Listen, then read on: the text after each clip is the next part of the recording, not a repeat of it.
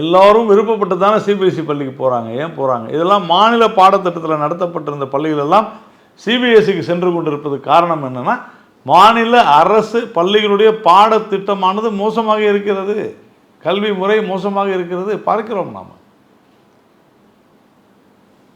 அப்போ உறுதியாக இதில் ஏன் கட்டாயப்படுத்தணும்? நாம் கட்டாயம்லாம் நீங்கள் தான் கட்டாயப்படுத்துறீங்க. 2 மொழிக்கு மேலே எதுவும் படிக்கக்கூடாது. நாம் அப்படி சொல்ல, நீ எத்தனை மொழி வேணால் படிச்சுக்கொண்டது கட்டாயமா? இல்லை 2 மொழி தான் படிக்கணும்னு சொல்கிறது கட்டாயம். எது கட்டாயம்?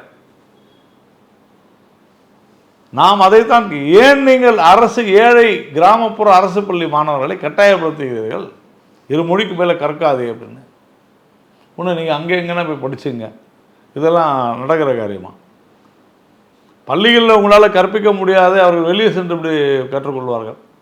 இந்த விஷயத்தில் திரு சந்திரபாபு நாயுடு அவர்கள் தமிழகத்தை சிறப்பாக பேசியிருக்காரு, சனியனை பற்றி சிறப்பாக பேசியிருக்காரு. அப்போ அதை பற்றி நீங்கள் என்ன நினைக்கிறீங்க? இந்த காரியத்தை குறித்து என்ன பேசியிருக்காரு?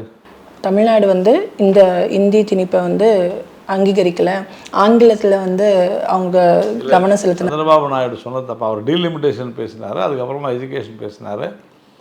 அவர் சொன்னது பல்வேறு சுந்தர் பிச்சை மாதிரி சொன்னார். சுந்தர் பிச்சையெல்லாம் ஏதோ நீங்கள் கவர்மெண்ட் ஸ்கூல்லையா படித்தார்? இல்லையே, தவறான கருத்தை சொல்லியிருக்கார். சுந்தர் பிச்சையும் தனியார் பள்ளியில் தான் படித்து பல மொழிகளை படித்து கற்றுத்தேர்ந்து தான் சென்றிருக்கிறார்.